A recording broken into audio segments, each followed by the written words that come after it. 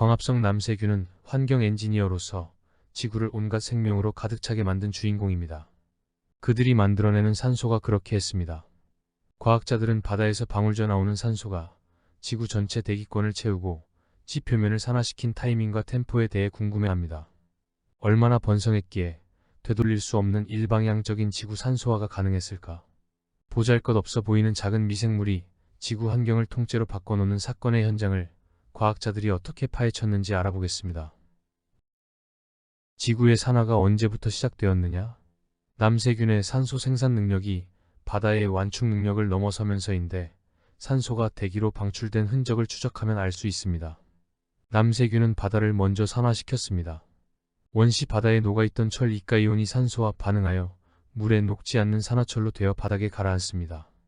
우리는 수억 년의 세월 동안 겹겹이 쌓여 형성된 호랑이 무늬 철광층, 즉 BIF를 지표에서 관찰할 수 있습니다.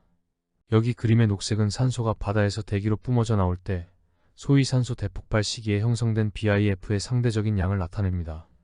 이후 깊은 바다까지 산소가 녹아드는 18억 5천만 년 전부터는 철이온이 고갈되면서 BIF 형성은 멈추기 시작합니다. 산소가 대기로 방출되면서 지표의 산화가 일어납니다. 호주 서부 필바라 지역은 35억 년 전에 해저 암석이 드러난 지역이며 광범위로 진행된 철의 산화는 붉은 암석 지대를 남겨놓았습니다. 지구과학자들은 과거의 암석에서 철 이외 망간, 크롬, 우라늄 등의 산화에 따른 방사성 동위원소 비율의 변화를 분석하여 지구의 산화 시점을 추측합니다. 2000년 캘리포니아 대학 샌디에고 캠퍼스 파커 박사그룹은 지구 대기의 산화 시점을 확실히 말해주는 방법을 고안했습니다. 대기에 존재하는 아황산 가스가 자외선에 의해 파괴되었던 SMIF 분액이 사라지는데 그 이유는 광합성 세균에 의한 산소 유입 때문임을 알아냅니다. 그는 SMIF가 사라지는 시점에서 비가역적인 대기 산소화가 시작됐다고 결론을 내립니다. 24억에서 23억 년 전 사이에 일어난 일입니다. 이러한 결론에 근거하여 지구 대기 산화는 여기 그림과 같이 두 단계로 일어났다고 가정합니다. 25억 년 전 첫 번째 단계에서 산소는 현 대기 수준의 1 내지 10%까지 증가합니다. 이 농도는 18억 년 정도 유지되다가 600만 년 전 두 번째 증가로 농도는 현 대기 수준에 이릅니다. 과학자들은 25억 년 전에 폭발적인 산소 증가 사건을 G5이라 명명했습니다.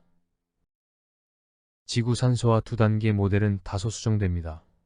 2014년 네이처 논문이 제시한 그림을 보면 빛바랜 분홍 커브는 기존 두 단계 산소화 모델이고 푸른색 커브는 새로이 제시되는 모델입니다. 주요 차이는 다음과 같습니다. 23억 년 전 폭발적인 산소 증가 전에 머뭇거리는 과정이 2억 년 동안 있었으며 30억 년 전부터 간헐적인 산소 대기 유입 사건이 여러 번 있었습니다. 이 새로운 모델에 따르면 산소 대폭발이란 용어는 과장된 표현입니다. 그렇지만 관례상 그대로 쓰고 있습니다. 그리고 1차 증가로 산소 농도는 현 대기 수준에 접근했지만 나중 감소하여 현 수준의 0.01% 정도의 낮은 농도를 15억 년 동안 유지합니다. 8억 년 전부터 시작한 2차 산소 증가 역시 시간을 두고 서서히 일어났습니다. 지구 대기의 산소화는 광합성 남세균이 출현하여 산소를 만들어낸 지 무려 10억 년이 지난 후에 이루어졌습니다. 왜 지구의 산소화가 그리 더디어졌을까요? 그 사이 어떠한 일이 있었을까요? 지구 산화 지연은 산소 비발생 광합성 세균과의 경쟁 때문일 수 있습니다. 자색 황세균은 전자를 황화수소나 아황산에서 또는 철이가 이온에서 얻어 광합성을 수행합니다. 이들 전자를 제공하는 무기물은 산소 비발생 자색 황세균의 성장을 도모하는 반면 남세균의 성장을 억제합니다.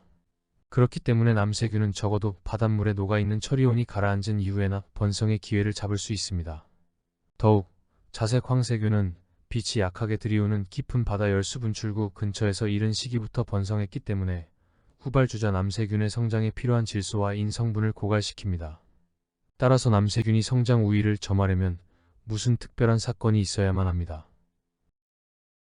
2007년 아리조나 주립대학 지질학자들은 산소 대폭발 사건 이전에 옥시젠 휩쓸어 하여 간헐적으로 산소가 대기로 방출되었던 증거를 확보했습니다.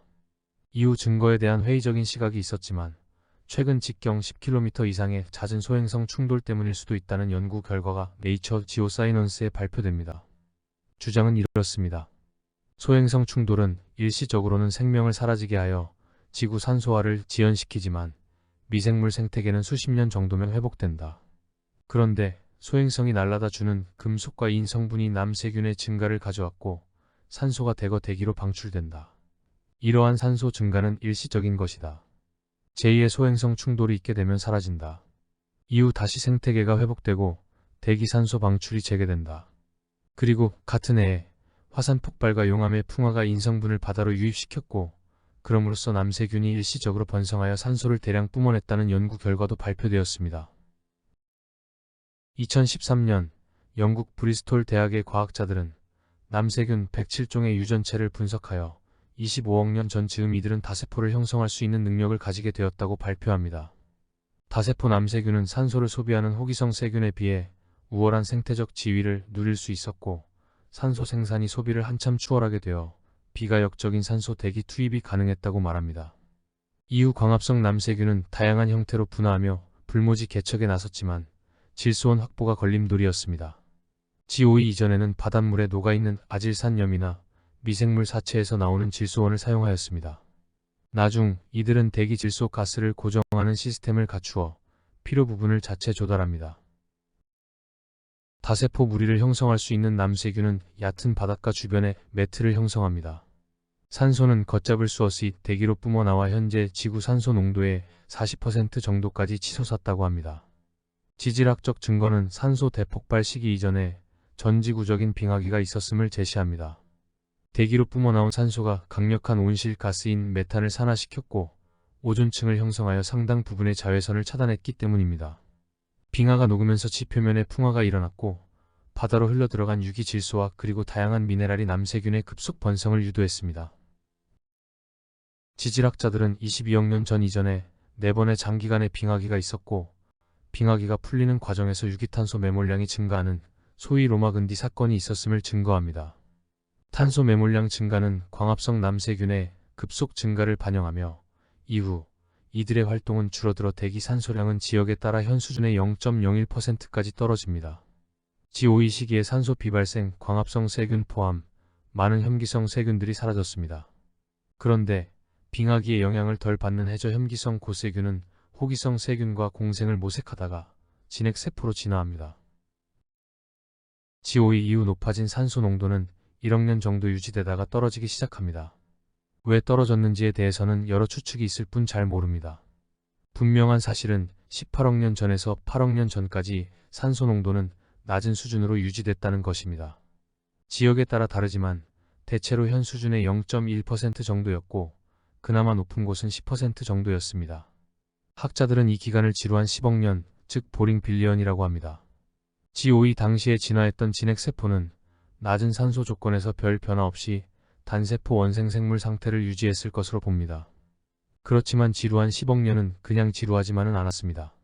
생명의 새로운 번식 규칙이 만들어집니다. 즉, 단세포 진핵 생명에서 섹스의 진화가 있게 됩니다. 이 부분은 나중에 자세히 다루겠습니다.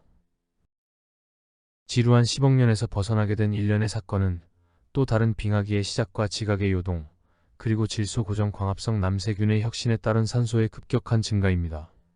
질소 고정은 산소가 없는 조건에서 일어나야 합니다. 남세균은 필라멘트 타입으로 연합체를 구성하고 일정 빈도로 세포를 선발해 광합성을 포기하고 질소 고정을 전담하게 합니다.